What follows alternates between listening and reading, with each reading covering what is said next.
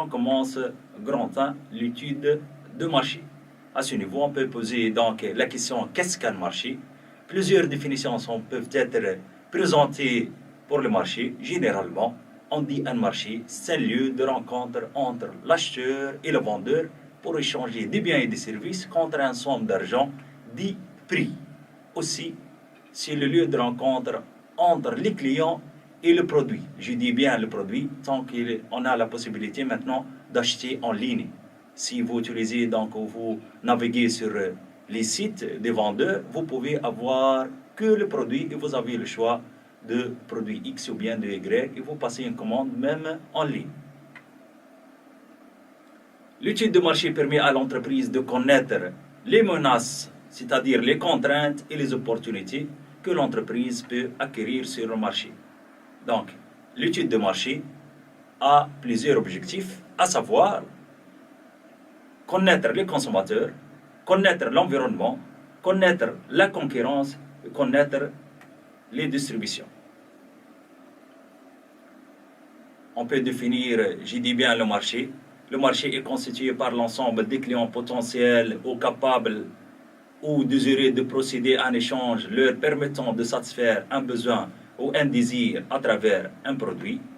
Aussi, on peut dire que le marché est le lieu de rencontre entre la clientèle et le produit, ce qui rend son étude indispensable. Par conséquent, l'entreprise doit chercher des informations concernant les domaines suivants: l'environnement, les consommateurs, la concurrence et la distribution. On commence petit 1, l'étude de l'environnement. Si on dit l'environnement, c'est tout ce qui entoure vers l'entreprise. N'oubliez pas que nous avons vu en deuxième année ou bien en troisième année ici, les partenaires de l'entreprise. On dit qu'est-ce qu'un partenaire? Ce sont des agents économiques avec lesquels l'entreprise réalise des échanges de biens ou bien de services en contrepartie d'une somme d'argent. On peut parler aussi de deux types d'environnement, à savoir le micro-environnement et la macro-environnement. Juste quelques rappels. L'environnement est considéré comme le facteur d'opportunité ou de menace le plus important pour l'entreprise. Les composantes de l'environnement sont essentiellement juridiques, lois, normes, taux de TVA. On peut parler aussi de l'environnement économique, taux d'inflation, taux de chômage, croissance économique. Environnement socio-culturel, ce sont les syndicats, les habitudes de consommation, etc. L'environnement technologique, existence de nouvelles technologies pour le produit. L'environnement écologique, c'est le lieu physique de l'entreprise. Petit 2, on essaie de voir l'étude de consommateur. N'oubliez pas qu'on peut faire une différence entre le consommateur et l'acheteur. La question qui se pose, est-ce qu'ils sont similaires ou bien ce sont différentes? Je vous donne un exemple simple et vous verrez donc la différence. Une mère a acheté donc des vêtements de bébé pour son nouveau bébé. Quel est ici le consommateur et quel est ici l'acheteur? Je pense que ça sera clair. Le bébé, c'est le consommateur et la mère, donc c'est l'acheteur. Mais de temps et aussi le client ou bien le consommateur peut être aussi à l'acheteur à la fois. Donc, pour acheter, donc il faut satisfaire, pour acheter, on doit satisfaire un besoin. Avant d'acheter, il y a plusieurs facteurs qui nous influencent. Je dis bien, les facteurs qui influencent l'achat sont multiples, à savoir, entre autres, les besoins. Un besoin est un manque de quelque chose d'utile. C'est un sentiment de privatisation lié aux exigences de la nature ou de la vie sociale. Ce sentiment entraîne une demande de produits. Deuxième facteur qui influence l'achat, c'est la motivation. La motivation est l'énergie qui pousse l'individu à agir, à satisfaire un besoin. Exemple, désir de s'exprimer, de paraître riche par l'achat d'une voiture. La perception, généralement, le consommateur, avant d'acheter, il peut poser des questions dans son environnement. Il peut avoir des informations, même si sont différentes et contradictoires. Il pose toujours la question: à quel prix tu as acheté? Même si entre vous, si l'un de vous achète une tablette, je pense la première question que vous le posez: à combien tu as acheté cette tablette? Avant d'avoir la marque, etc. Donc, la perception, c'est le prix. Généralement, le prix donne souvent au consommateur de l'information sur la qualité du produit. Les consommateurs ont une échelle de prix pour chaque produit. La limite supérieure déterminée par la question suivante, ça sera la première question. Au-dessus de quel prix vous n'achèterez-vous pas le produit car vous le jugerez trop cher? Et la limite inférieure déterminée par la question suivante, en dessous de quel prix n'achèterez-vous pas ce produit car vous le jugerez de mauvaise qualité? Tant que le prix parmi les caractères qui nous intéressent avant d'acheter, donc comme acheteur, comme client, comme consommateur, on pose toujours les questions. Et on sait tous que le prix reflète une image des marques, même psychologiquement. Si je dis à quel prix tu es prêt à acheter ce produit, tu vas dire s'il atteint un seuil bien déterminé, tu dis il est très cher. Et s'il devient donc très bas, tu dis ce produit est de mauvaise qualité. Donc la question ici qui se pose à l'entreprise, à quel prix notre consommateurs sont prêts à acheter notre produit? Le prix qui serait accepté par le plus grand nombre des consommateurs est appelé prix psychologique ou prix d'acceptabilité. Un prix psychologique, aussi dit prix d'acceptabilité, c'est le prix qui est accepté par le plus grand nombre des consommateurs. Je vous donne un exemple simple. Si on fait l'entreprise avant de lancer son nouveau produit H, elle pose deux questions pour 800 consommateurs potentiels ou bien acheteurs potentiels. Au-dessus de quel prix n'achèterez-vous pas ce produit car vous jugerez trop cher? Et en dessous de quel prix vous n'achèterez pas ce produit car vous jugerez de mauvaise qualité? Si on trouve par exemple 500 personnes qui sont prêtes à acheter notre produit à 100 dinars, 100 dinars est dit notre prix psychologique. Et 500 consommateurs, ce sont des consommateurs potentiels, c'est-à-dire des consommateurs qu'on estime qu'ils achètent notre produit s'il est devenu sur le marché. Je continue. La troisième partie, c'est l'étude de la concurrence. L'étude de l'offre nécessite de déterminer la nature, le nombre et les caractéristiques des entreprises concurrentes. En effet, l'entreprise a besoin de comparer ses performances concurrentielles à celles des concurrents pour pouvoir déterminer sa position concurrentielle. Comme vous connaissez tous, c'est rare qu'une entreprise fournisseur ou bien vendeur s'assoira seule sur le marché. Sur le marché, on peut rencontrer plusieurs concurrents. Un concurrent, c'est une entreprise ou bien c'est un fournisseur qui est en train de vendre le même produit. Doivent être les mêmes produits similaires, on dit aussi. Ce sont nos concurrents. Exemple simple, je vends des dates et l'autre vend des dates, ou bien je vends des vêtements et l'autre vend des vêtements. Nous sommes tous des concurrents.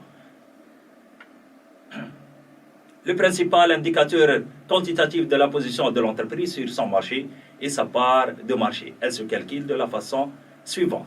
Part de marché de l'entreprise égale chiffre d'affaires de l'entreprise de ce produit, bien sûr, sur chiffre d'affaires du secteur.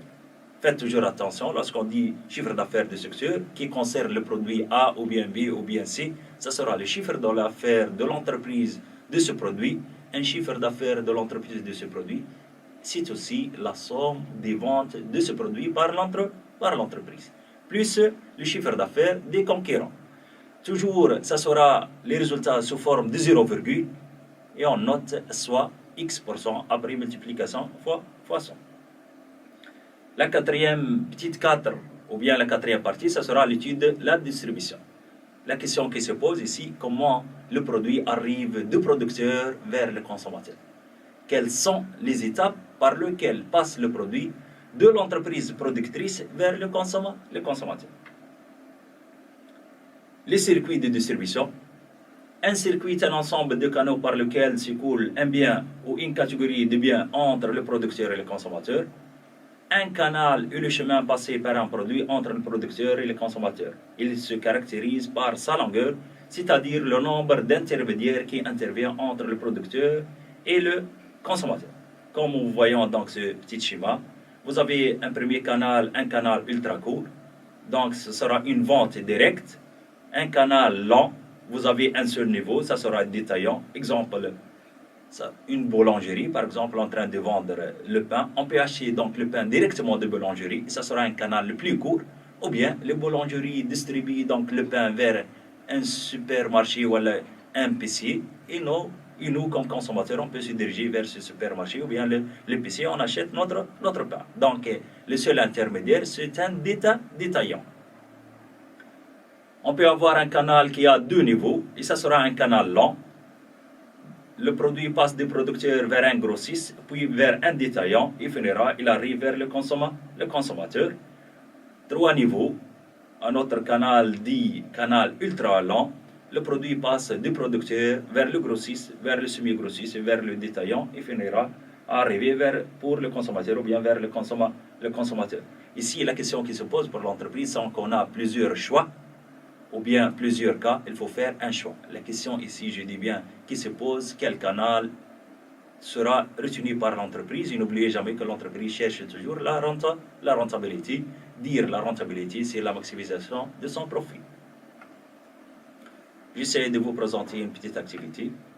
Donc, pour les ventes prévisionnelles pour l'année N+1, 2000 produits Z, les responsables sont dans l'ensemble d'accord avec le choix d'un circuit lent. Toutefois, ils considèrent qu'il est inutile de privilégier ce circuit, c'est-à-dire d'avantager. Selon eux, il est bien meilleur d'avoir la répartition suivante, c'est-à-dire on va utiliser un canal court, vendre 60% de la quantité à un prix prévisionnel de 640 dinars l'une. Utiliser aussi un canal lent, vendre 40% de la quantité à un prix prévisionnel 610 dinars l'une. Comme travail à faire, pour un coût variable de 400 dinars et coût fixe de 110 000 dinars, jugez la politique commerciale de l'entreprise, sachant qu'elle prévit un résultat d'exploitation de 80 000 dinars. Ici, l'entreprise a une possibilité de vendre selon 2 cas, une partie de 60% sur un canal court et 40% sur un canal long. La question qui se pose, est-ce que ce choix ou bien cette politique, ça sera rentable pour l'entreprise? Comme solution, il faut calculer le résultat à réaliser par l'entreprise. Résultat, n'oubliez jamais que le résultat est égal à marge sur coût variable moins les coûts fixes. Si on fait une liaison entre les 2 chapitres, faites toujours attention. Donc, notre chapitre 3, la gestion de production. Dans sa deuxième partie, nous avons vu donc les coûts partiels qui divisent les charges en charges variables et charges fixes. Nous avons utilisé aussi le tableau du résultat d'effet différentiel. Je vous rappelle vite, le tableau de résultat différentiel, ça sera toujours sur la forme chiffre d'affaires, moins coût variable, vous trouvez marge sur coût variable, duquel on déduit donc les charges fixes pour trouver les résultats. C'est pourquoi j'ai dit résultat, on peut le calculer marge sur coût variable, moins les coûts fixes. Or, marge sur coût variable égale chiffre d'affaires sur coût variable, et le chiffre d'affaires toujours égal quantité vendue fois prix de vente unitaire.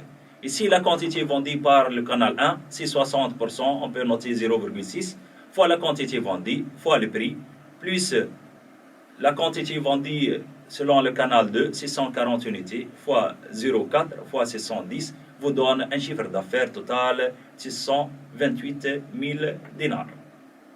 D'où la marge sur coût variable égale à 628 000 dinars. Ça sera notre chiffre d'affaires. On a dit moins les coûts fixes, moins les coûts variables, ça sera 400.